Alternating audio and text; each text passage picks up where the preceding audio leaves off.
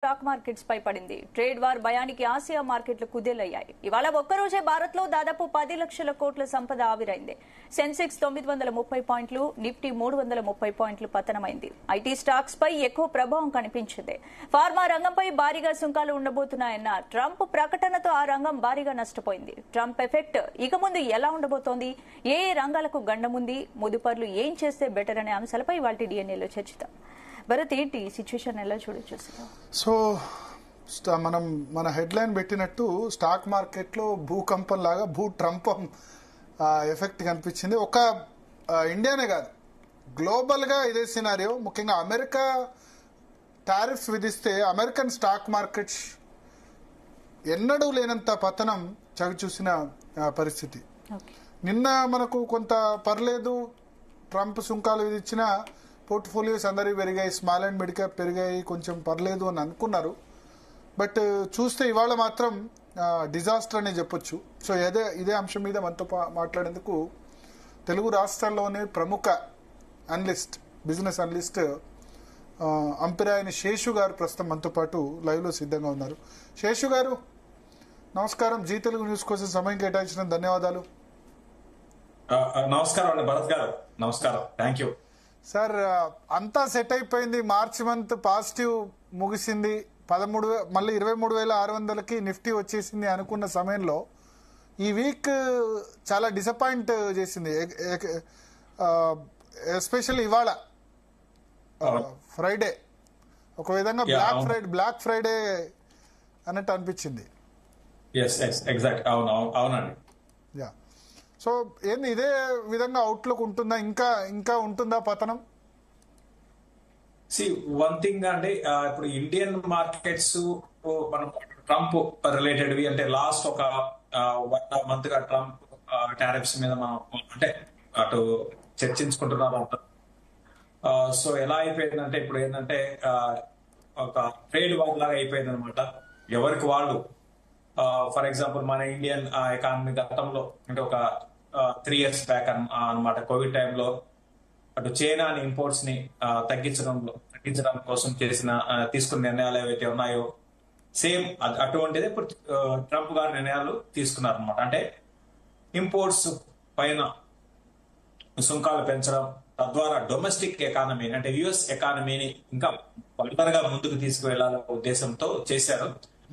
ఇటువంటి నిర్ణయాలు తీసుకున్నారు ఈ టారిఫ్స్. బట్ దీనివల్ల ఏమైందంటే ఓవరాల్ గా సిస్టమ్ అనేది ఇప్పుడు ఒక వెళ్తున్న సిస్టానికి ఒక అంత గందరగోళం చేసి పెట్టిందని చెప్పొచ్చు. అది ఇమీడియట్ గా యుఎస్ కూడా పెద్ద లాభం ఉండదండి. సో లాంగ్ టర్మ్ లో యుఎస్ కి అయినా లాభం ఉంటుందేమో కానీ బట్ ఇమీడియట్ గా అయితే లాభం ఉండకపోవచ్చు. ఎందుకంటే అక్కడ కంపెనీస్ కూడా చూస్తే కాస్ట్ అనేది మరి ముఖ్యంగా యుఎస్ లో ప్రాబ్లం ఏంటి అంటే అక్కడ కంపెనీస్ అక్కడ ఒక ప్రోడక్ట్ తయారు చేయాలి అంటే కాస్ట్ అనేది పెరుగుతుంది, బాగా పెరుగుతుంది. 10 రెట్లు, 15 రెట్లు, 20 రెట్లు ఉంటుంది అనమాట. అంటే మన ఫర్ ఎగ్జాంపుల్ మన ఇండియాతో కంపేర్ చేసుకుంటే. సో దానికోసం అనేది చాలా కంపెనీస్ ఎక్కడైతే మ్యాన్ పవర్ తక్కువ దొరుకుతుంది, క్వాలిటీ మ్యాన్ పవర్ ఉంటుంది అనుకుంటే అటువంటి దేశాలకు వెళ్ళిపోయి వాళ్ళు ఆపరేషన్ స్టార్ట్ చేస్తారు. ఫర్ ఎగ్జాంపుల్ ఐఫోన్ కావచ్చు, లేకపోతే మన ఇప్పుడు సాఫ్ట్వేర్ ఉంది. మన ఇండియాలో ఇప్పుడు మన టీసీఎస్ కో, ఇన్ఫోసిస్ కో క్లయింట్స్ ఎవరు అందరూ సాఫ్ట్వేర్ ఇంజనీర్స్ చెప్తుంటే మా క్లయింట్ యూఎస్ అని చెప్తూ ఉంటారు. అంటే దాని అర్థం ఏంటంటే అక్కడ చేసే పని ఇక్కడ చేస్తున్నారు, మన ఇండియాలో చేస్తున్నారు. సో దట్ వాళ్ళ కాస్ట్ అనేది తగ్గుతుంది. అయితే ఇప్పుడు ట్రంప్ తీసుకున్న నిర్ణయం ఏమవుతుందంటే ఏంటంటే ఇప్పుడు ఫర్ ఎగ్జాంపుల్ స్టీల్ ఇంపోర్ట్ చేసుకుంటారు, మన ఇండియా నుంచి అమెరికా ఇంపోర్ట్ చేసుకుంటుంది. దీనివల్ల ఏంటంటే వాళ్ళకి ఇంపోర్ట్ పెరుగుతుంది. సో డొమెస్టిక్ గా కొనాలని అక్కడ లోకల్ కంపెనీస్ ట్రై చేస్తే వాళ్ళకి రేట్లు పెరిగిపోతాయి. అది ఒక విధంగా వాళ్ళకి నెగిటివ్ అంటే పర్చేసింగ్ పవర్ మళ్ళీ తగ్గిపోతుంది. సో ఈ క్యాలిక్యులేషన్స్ అన్ని కూడా మనకి తెలవాలి అంటే ఎగ్జాక్ట్ గా కొంచెం టైం పడుతుంది. అది కొంచెం యుఎస్ కి నెగిటివ్ అవుతుంది టెంపరీగా. బట్ ఏదేమైనప్పుడు కూడా ఈ ట్రంప్ రిలేటెడ్ అనేది ఒక మార్కెట్స్ కి ఒక ట్రిగ్గర్ పాయింట్ గా చెప్తాను నేను. అంటే ఎప్పటి నుంచో మార్కెట్స్ అటు యుఎస్ మార్కెట్స్ కానివ్వండి, జపాన్ మార్కెట్స్ కానివ్వండి, ఇవన్నీ కూడా అబ్నార్మల్ గా పెరిగాయి. ఇంకా మన ఇండియన్ మార్కెట్స్ కన్నా అవే ఎక్స్పెన్సివ్ అనమాట. అవే ఎక్స్పెన్సివ్. మన ఇండియన్ మార్కెట్స్ ఇంకా చాలా కంఫర్టబుల్ జోన్ లో ఉంది. కాబట్టి ఈ ట్రంప్ రిలేటెడ్ ఏదైతే వార్త ఏదైతే ఉందో అది ఒక్కసారి స్టాక్ మార్కెట్ ని ఒకసారి దాని ఏమంటాము ఒక మేహం సృష్టించింది అనమాట. సో గ్లోబల్ గా అయితే ఇప్పుడు యుఎస్ మార్కెట్స్, అదేవిధంగా జపాన్ మార్కెట్స్, తర్వాత యూరోప్ మార్కెట్స్ అన్ని కూడా ఒక స్ట్రాంగ్ గా జస్ట్ ఒక 1 వీక్ బ్యాక్ స్ట్రాంగ్ ఉన్నవి కాస్త ఈ రోజు వీక్ అయిపోయినాయి. ఇప్పుడు అన్నిటికన్నా మన మార్కెట్ పర్లేదు అనిపిస్తుంది అండి. నిన్న కూడా మనం చూసాం, నేను మార్కెట్స్ కొంచెం వీక్ గా ఉన్నా కూడా స్టాక్స్ బాగున్నాయి. బట్ ఈ రోజు మాత్రం మార్కెట్ లాంటి గ్లోబల్ మార్కెట్స్ తల వంచింది మంది. బట్ మన మార్కెట్స్ మాత్రం నేను కూడా భారీగా గతంలో లాగా 1 సైడెడ్ గా భారీ సెల్లింగ్ అయితే ఉండదు. ఆల్రెడీ గ్లోబల్ మార్కెట్ సెల్లింగ్ ఉంది కాబట్టి దాని ప్రభావం కొంచెం ఉండొచ్చు. బట్ ఓవరాల్ గా నేను కూడా 22,000 అనేది నిఫ్టీకి చాలా చాలా స్ట్రాంగ్ సపోర్ట్ గా ఉండే అవకాశాలు ఉన్నాయండి. 22,000 దాకా మళ్ళీ పడుతుందా? కొంచెం రావచ్చు. అంటే ఇంత పానిక్ ఉన్నప్పుడు ఆబ్వియస్ గా కొంచెం ఉండొచ్చు. అంటే ఎగ్జాక్ట్ గా 22,000 వస్తుందా లేకపోతే 22,400 నుంచి పెరుగుతుందా అని చెప్పలేము. కానీ బట్ ఇప్పుడు రిజల్ట్స్ ఇది కూడా స్టార్ట్ అయింది. సో కాబట్టి ఏంటంటే మనదైతే పానిక్ మోడ్ లోకి, అంటే గతంలో గత 5 నెలలుగా ఎలా పానిక్ సెల్లింగ్ ఉందో దానికి మార్చ్ లో బ్రేక్ పడింది. తర్వాత ఏప్రిల్ లో స్టార్టింగ్ లో ఒక రోజు బాగా మళ్ళీ పక్క రోజు పెరిగింది. మళ్ళీ నిన్నటి దెబ్బతో అంటే global markets last night US market crash అయిపోయింది. సో దాని దెబ్బతో ఈ రోజు అన్ని మార్కెట్లు దెబ్బతిన్నాయి. బట్ నేను అనుకోవడం ఏంటంటే మన ఇండియన్ మార్కెట్ ఇన్ని రోజులు ఏంటంటే అవి బాగున్న రోజులు మన ఇండియన్ మార్కెట్ బాగలేదు. ఇప్పుడు అవి బాగలేని రోజు మన ఇండియన్ మార్కెట్ పర్లేదు, బాగుంటుంది. అంటే ఇక్కడ నుంచి న్యూ హైస్ కి వెళ్తుందని కాదు, అంటే భారీ క్రాష్ లేకుండా ఇక్కడ నుంచి 20% 15% అటు కైండ్ ఆఫ్ క్రాష్ లేకుండా ఏదో 5-6% డౌన్ అయ్యి అక్కడ స్టేబుల్ అయ్యే అవకాశాలు ఉంది. అంటే ఇప్పుడు ఇది అమెరికాకు లాంగ్ టర్మ్ లో ఉపయోగం మీరు అంటారు. షార్ట్ టర్మ్ లో అయితే ఇవాళ కూడా మళ్ళీ American markets Dow Jones 1,200 points పడిపోయింది కంటిన్యూస్ గా. నిన్న భారీ ఫాల్, ఇవాళ కూడా భారీ fall. Plus China retaliation tariffs వేసేసింది. 34% మేము వేస్తాం మీరు వేస్తే అన్నట్టు చేసింది. సో లాంగ్ టర్మ్ లో అమెరికాకు మంచిదా ట్రంప్ ఆలోచిస్తుంది, మంచిది కాదా? ఇది ఏంటంటే ఒక స్మూత్ గా వెళ్తున్న అంటే మనం ఒక స్మూత్ గా వెళ్తున్న రోడ్ లో మనం మధ్యలో రోడ్డుని పగలగొట్టి కొంచెం అటు తిప్పి ఇటు తిప్పి అంటే ట్రాక్ ని మార్చి అటువంటి నిర్ణయాలండి ఇవన్నీ కూడా. ఏంటంటే ఒక్కొక్కసారి ఎలా ఉంటాయంటే ఈ నిర్ణయాలు అంటే స్మూత్ గా ఇప్పుడైతే ట్రంప్ మనకి రాకముందు ఏంటంటే స్మూత్ గా వెళ్తున్నారు అందరూ. ఇప్పుడు ఏమైందంటే మధ్యలో స్పీడ్ బ్రేకర్స్ పెట్టేసేసి తర్వాత మధ్యలో రోడ్డుని కట్ చేసేసి అటువంటి నిర్ణయాలు అన్నమాట ఇవన్నీ కూడా. అంటే ఇంకా చెప్పాలంటే కొంచెం అనాలోచిత నిర్ణయాలు అనుకోవచ్చు. బట్ ఏదేమైనప్పుడు కూడా అదే నిర్ణయం మన ఇండియన్ గవర్నమెంట్ తీసుకుంటే మనం సపోర్ట్ చేశారు. ఇప్పుడు వాళ్ళు ఏమంటారంటే మా ఎకానమీని మేము అంటే లోకల్ గా ఎంప్లాయ్మెంట్ క్రియేట్ చేయడము, లోకల్ గా అన్ని మనం బయట నుంచి ఇంపోర్ట్ చేసుకోకుండా లోకల్ వస్తువులు కొనుక్కునే విధంగా ఇవన్నీ నిర్ణయాలు ట్రంప్ తీసుకున్నారు. మెయిన్ ఏంటంటే ఈ టారిఫ్ పదాలు ఏవైనా సరే మెయిన్ ఏంటంటే ఇంపోర్ట్స్ ని తగ్గించుకొని తద్వారా ఎకానమీని స్ట్రెంథెన్ చేసుకోవడం, అది మెయిన్. అయితే at the same time America గాని గమనిస్తే ఇప్పుడు మన ఇండియా ఇంపోర్ట్స్ పక్కన పెడితే మన ఇండియా అనేది వాళ్ళకి చాలా పెద్ద మార్కెట్ అండి. నెక్స్ట్ చైనా తర్వాత చాలా పెద్ద మార్కెట్. ఇండియాతో చక్కటి బిజినెస్ చేసుకోవచ్చు ఫ్యూచర్ లో. సో ఈ విధంగా చేసుకుంటే చూసారు చైనా ఏం చేసింది, ఇమీడియట్ గా వాళ్ళు రివర్స్ చేసేసారు. వాళ్ళు కూడా అదే విధంగా చేశారు. ఇప్పుడు మళ్ళీ అమెరికన్ వస్తువులు చైనా వాళ్ళు ఇంపోర్ట్ చేస్తుంటే వాళ్ళకి పెద్ద ఎక్కువైపోతాయి, రేట్ ఎక్కువైపోతుంది. కాబట్టి వాళ్ళు వేరే దేశానికి వెళ్తారు. ఈ విధంగా ఉంటుంది. సో ఇవన్నీ కూడా ఏంటంటే కొంచెం త్వరబడి నిర్ణయాలు తీసుకున్నారు. బట్ ఇప్పుడు ట్రంప్ ఎలా ఉంటాయంటే ఇప్పుడు ఇలా ఉండొచ్చు, ఇలా నిర్ణయాలు తీసుకుని మళ్ళీ రేపు పొద్దున మార్చుకోవచ్చు అండి. నెక్స్ట్ ఒక 5 నెలల తర్వాత మార్చడానికి కూడా అవకాశాలు ఉంటాయి. ఎందుకంటే అక్కడ ఎకానమీ మరింత వీక్ అయ్యే అవకాశాలు కూడా ఉన్నాయండి ఇప్పుడున్న పరిస్థితుల్లో. కానీ ఇటువంటివి తీసుకుంటే ఈ ట్రేడ్ వార్ మరింత ముందుకు వెళ్ళింది అంటే ఇదే విధంగా వార్లు జరిగాయంటే ట్రేడ్ వార్స్ జరిగాయంటే అమెరికన్ ఎకానమీ అనేది కొంచెం దెబ్బతినే అవకాశాలు ఉన్నాయి. ఇప్పటికే కొంచెం వీక్ గా ఉంది, అది మరింత దెబ్బతినే అవకాశాలు ఉన్నాయి. ఎందుకంటే మన ఇండియా మీదనో చైనా మీదనో ఆధారపడకపోతే వాళ్ళకి కష్టాలు ఎదుర్కొనే అవకాశాలు ఉన్నాయండి. ఓకే సార్, ఇవాళ చూస్తే ఎఫ్ఐఐస్ 3,400 కోట్ల సెల్లింగ్, డిఐఐస్ 1,720 కోట్ల సెల్లింగ్. రేర్ అకేషన్ రెండు సెల్ చేయడం అన్నది ఈ మధ్య కాలంలో. అవునండి, మామూలుగా ఎలా ఉంటుందంటే ఒక రోజు ఎఫ్ఐఎస్ సెల్ చేస్తుంటే డిఐఎస్ బై చేస్తూ ఉంటారు. ఇది జనరల్ గా జరుగుతూ ఉంటుంది. బట్ ఇటువంటి టైంలో కొన్ని సందర్భాలు అంటే ఇద్దరు నెట్ సెల్లర్స్ అంటే ఇంకా ఓవరాల్ గా వాళ్ళకి పిక్చర్ ఏంటి అంటే సరే ఇవన్నీ ఆల్రెడీ బయటకు వచ్చేసే న్యూస్ అన్ని బయటకు వచ్చే కానీ ఎంత కొంత ఉన్నదానికి ఎగ్జిట్ అయిపోదాం అనే ఉద్దేశంతో చేస్తుంటారంటే. సో ఇటువంటిది సాధారణంగా జరగదు. అంటే ఎఫ్ఐఎస్ తర్వాత డొమెస్టిక్ ఫండ్స్ ఇద్దరు ఒకేసారి అమ్మడం అనేది అప్పుడప్పుడు జరుగుతూ ఉంటుందండి. ఓకే ఓకే సార్ అంటే ఇప్పుడు ఇది టెంపరరీ ఎఫెక్ట్ ఏనా భారతదేశం మీద, భారతదేశ స్టాక్ మార్కెట్ మీద? అంటే ఇండియన్ ఎకానమీకి నాకు తెలిసి ఇది పెద్ద దెబ్బ ఏం కాదు, టెంపరీ ఎఫెక్ట్ ఏనండి. అంటే స్టాక్ మార్కెట్లు పట్టడం పెరగడం ఇవి పక్కన పెట్టండి, ఓవరాల్ ఎకానమీ పరంగా చూసుకుంటే ఇది పెద్ద ఏమి భారీ చేంజ్ ఎకానమీలో తీసుకొచ్చే అవకాశాలు లేవు. ఎందుకంటే మన ఎక్స్పోర్ట్స్ గమనిస్తే ఓవరాల్ గా 20% యుఎస్ కి ఉంది అండి మన ఎక్స్పోర్ట్స్. అంటే 80% వేరే దేశాలతో మనం వ్యాపారాలు చేస్తున్నాం. ఆ 20% లో ఇప్పటికిప్పుడు 20% ఒకసారి జీరో అయిపోతుంది. కాకపోతే ఇక్కడ ఏంటి అంటే టారిఫ్స్ పెంచితే ఏమవుతుందంటే అక్కడ వాళ్ళు ఫర్ ఎగ్జాంపుల్ స్టీల్ ఇంపోర్ట్ చేసుకోవాలంటే ఒక స్టెప్ ఆగుతారు. ఎందుకు మనం ఇండియా నుంచి ఇంపోర్ట్ చేసుకుంటే మనకి కాస్ట్ పెరిగిపోతుంది కదా, మన లోకల్ గానే కొందామనే ఉద్దేశంతో వాళ్ళు లోకల్ గానే కొనడానికి ట్రై చేస్తారు. ఇది ఓవరాల్ గా. అయితే ఇక్కడ పాయింట్ ఏంటి అంటే ఈవెన్ టారిఫ్ పెంచినా కూడా ఇప్పుడు మన స్టీల్ ఎక్స్పోర్ట్ మన ఇండియా నుంచి వాళ్ళు ఇంపోర్ట్ చేసుకుంటే వాళ్ళకి ఇక్కడ రేటు తగ్గుతుందండి. సో మన ఇండియాకి అయితే పెద్ద ప్రాబ్లం అయితే లేదు. రాను రోజుల్లో మళ్ళీ ఇవి సర్దుకునే అవకాశాలు ఉన్నాయి. ఇండియన్ ఎకానమీకి ఎటువంటి ప్రాబ్లం లేదు. ఫార్మాకి కూడా పెద్దగా ప్రాబ్లం ఉంటుంది అనుకోని, ఎందుకంటే వాళ్ళు అక్కడ కంపెనీస్ కూడా పెద్ద ఎక్కువ కాలం సస్టైన్ కాలేవండి. లోకల్ గా ప్రోడక్ట్ తయారు చేసుకొని లోకల్ గా అమ్మాలంటే వాడి కాస్ట్ అనేది బాగా పెరిగిపోతుంది. కాస్ట్ బాగా పెరిగిపోతే ఏమవుతుంది, వాళ్ళు రేట్లు పెంచుతారు. రేట్లు పెంచితే ఏమవుతుంది, మళ్ళీ పర్చేసింగ్ పవర్ తగ్గిపోతుంది. కస్టమర్ కన్స్యూమర్ స్పెండింగ్ చేసే తగ్గింది. అమెరికా ప్రజలే ఎక్కువ రేటుకు కొనాల్సి వస్తుంది మెడిసిన్స్. అవును, దానివల్ల అమెరికాలో ఇన్ఫ్లేషన్ పెరుగుతుంది. ఎక్కువ రేటు కొనాల్సి వస్తుంది. ఇన్ఫ్లేషన్ పెరగడం కాదండి, ఏమవుతుందంటే పర్చేసింగ్ పవర్. అంటే ఇప్పుడు సపోజ్ ఏదైనా వస్తువు పెరిగితే, ఇప్పుడు కారు కొనాలనుకుంటున్నారు మీరు, కారు ఒకసారి ఒక 20 లక్షల నుంచి 25 లక్షలు పెరిగింది అనుకోండి, మీరు ఏం చేస్తారు, కొనడం ఆపేస్తారు, పోస్ట్ పోన్ చేసుకుంటారు కదా.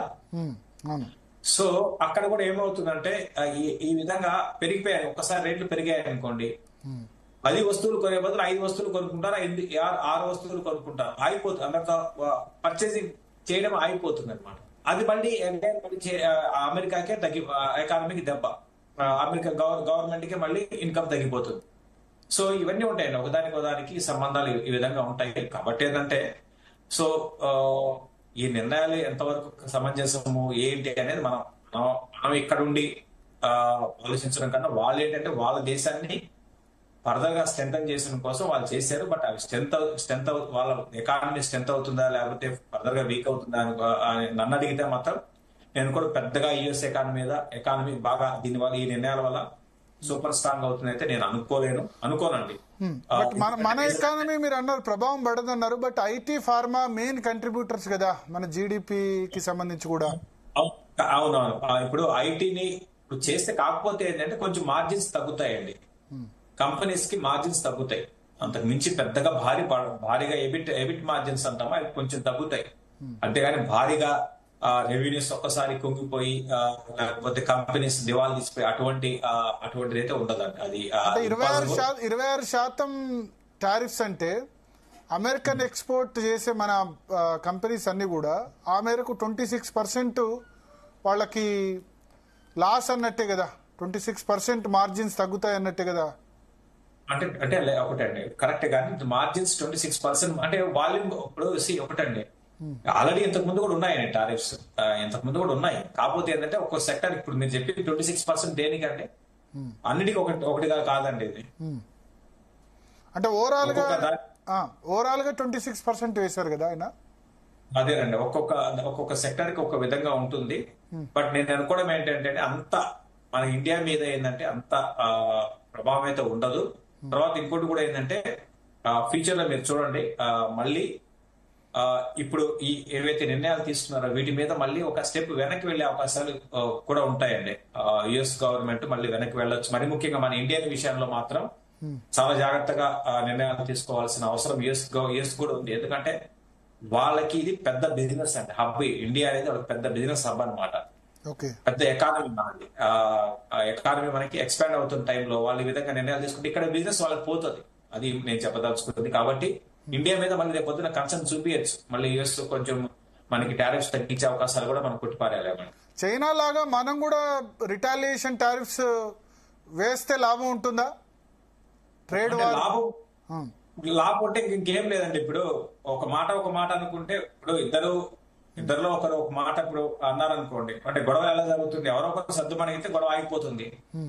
సో అట్లా కాకుండా ఇప్పుడు వీళ్ళు పెంచారని వాళ్ళు పెంచారని వీళ్ళు పెంచారని పెంచుకుంటూ పోయాం. మనం కూడా అదే పని చేస్తే ఏమవుతుంది, మనం మనకి అంటే యుఎస్ వాళ్ళకి మనం వ్యతిరేకులు అయిపోతాం. ఓకే. సో అది మంచి పరిణామం అయితే కాదు. అందరు కలుసుకొని వ్యాపారం అనేది ఏంటి అంటే అందరు కలుసుకొని ముందుకు వెళ్ళాలి. ఎవరి తెలివిని అంటే మన ఇండియన్ తెలివిని వాళ్ళు ఉపయోగించుకోవాలి, వాళ్ళ తెలివిని మనం ఉపయోగించుకోవాలి, వాళ్ళ అవసరాలు మనం తీర్చాలి, మన అవసరాలు వాళ్ళు తీర్చాలి, వాళ్ళ టెక్నాలజీ మనకి ఇవ్వాలి, మన సర్వీసెస్ వాళ్ళు తీసుకోవాలి.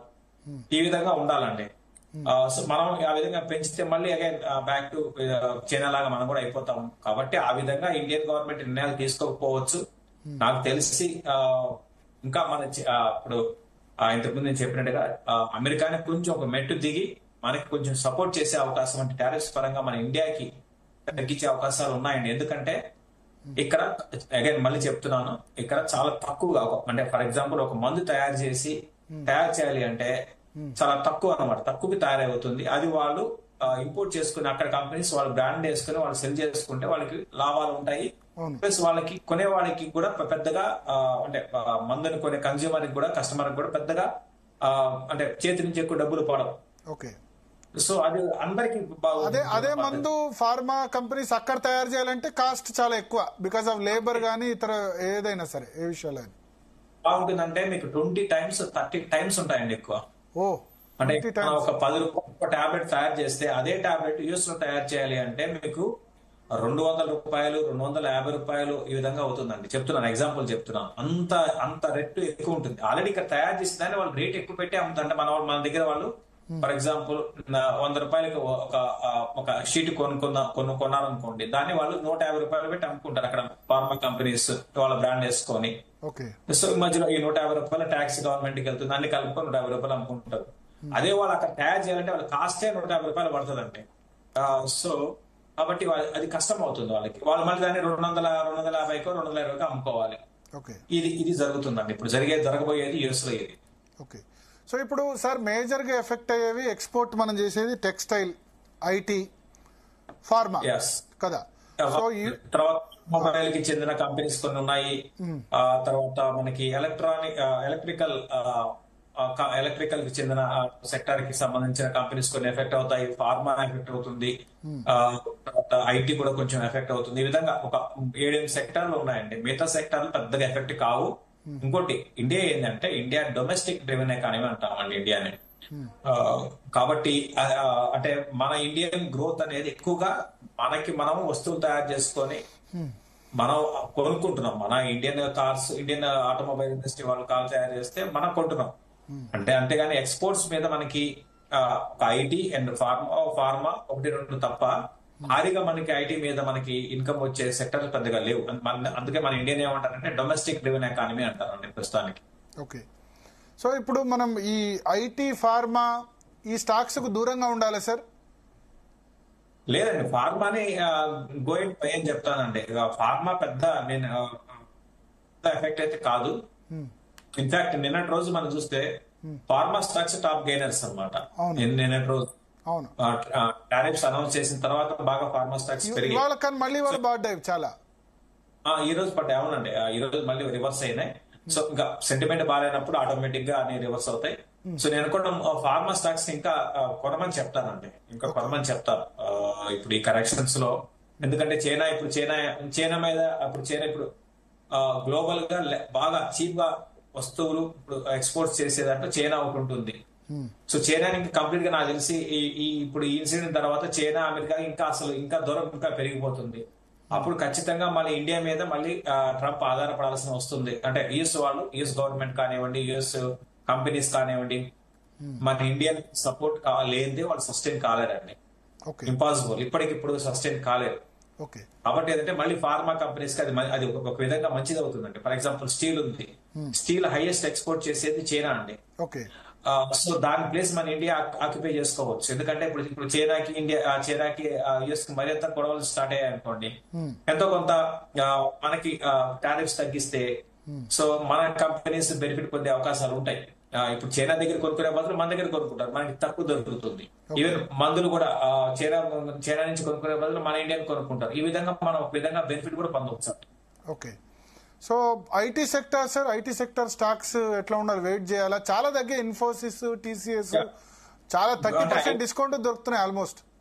అవునవును. అంటే ఐటీ సెక్టర్ అంటే ఈ టారిఫ్స్ ఇవన్నీ పక్కన పెడితే నేను ఫస్ట్ నుంచి ఐటీ సెక్టర్ లో పెద్ద కంపెనీస్ మీద అంత పాజిటివ్ గా లేదు.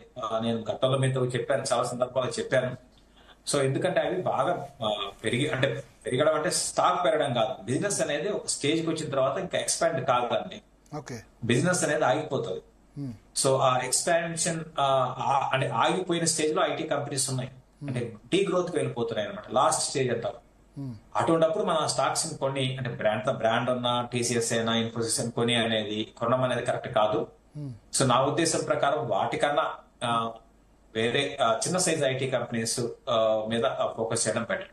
లైక్ సార్ అంటే మీరు small cap, mid cap IT companies favour చేస్తారు, లైక్ ఇన్ఫోసిస్, టీసీఎస్ కంటే కూడా.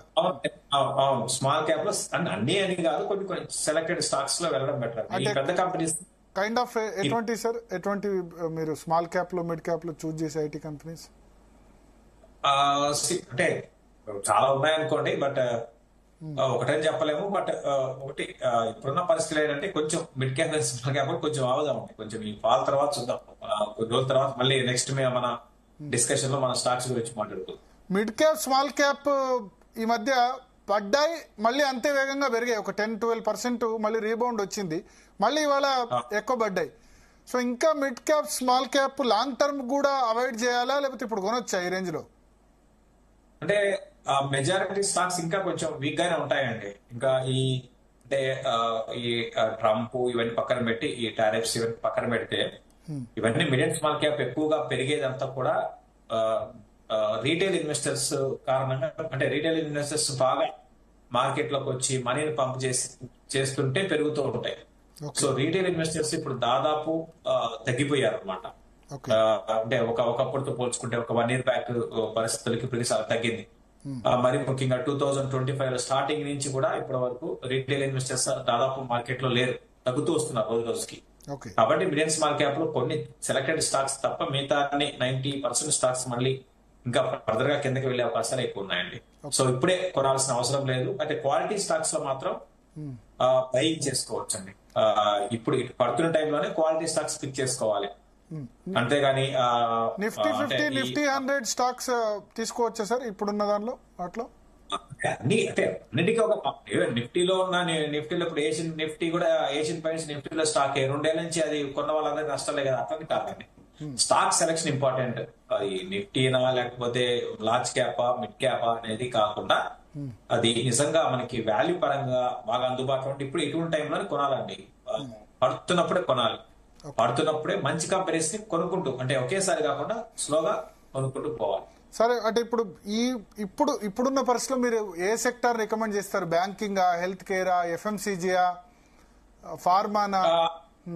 ఇప్పుడున్న పరిస్థితుల్లో అండి first preference banks, okay, next NBFCs, okay, తర్వాత ఇన్ఫ్రా కంపెనీస్. సో ఇవన్నీ కూడా ఏంటంటే ఇప్పుడు చెప్పినవన్నీ కూడా డొమెస్టిక్ మీద ఆధారపడ్డ కంపెనీస్. మీరు అబ్జర్వ్ చేస్తే డొమెస్టిక్ అంటే బ్యాంకింగ్ అంటే డొమెస్టిక్, ఎన్బిఎఫ్సి అంటే డొమెస్టిక్, ఇన్ఫ్రా అంటే డొమెస్టిక్. సో ఎన్బిఎఫ్సిస్ అయినా డొమెస్టిక్ అవుతాయి. కాబట్టి ఇటువంటి కంపెనీస్ ని చూస్ చేసుకోవాలి. ఇక నెక్స్ట్ ఇమీడియట్ గా మార్కెట్ ని పైకి తీసుకెళ్లేది బ్యాంక్స్ ఏనండి. బ్యాంక్ నిఫ్టీ త్వరలోనే నెక్స్ట్ 2-3 నెలల్లోనే న్యూ హైస్ కి వెళ్లే అవకాశాలు చాలా స్పష్టంగా ఉన్నాయి.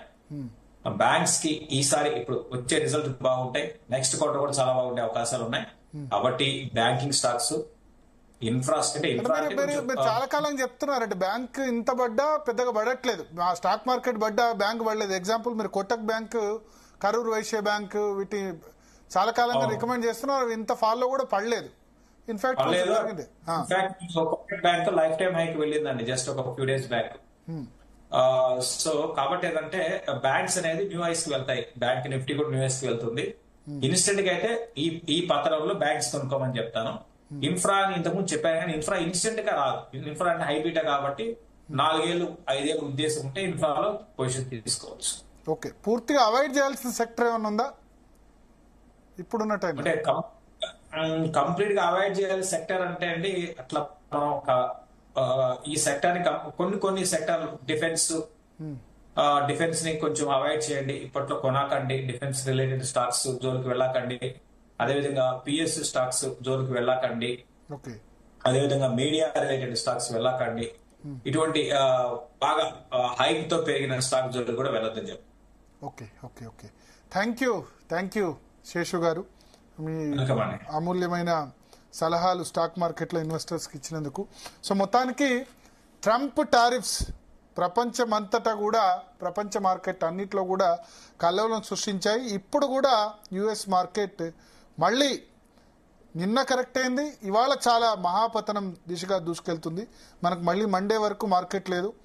సో చైనా కూడా అంతే వేగంగా స్పందించింది. నువ్వు 34% టారిఫ్ వేస్తే మేము వేయకుండా ఉంటామంటూ వాళ్ళు మళ్ళీ రెసిప్రోకల్ టారిఫ్ మళ్ళీ 34% అడిషనల్గా వేసిన పరిస్థితి ఉంది.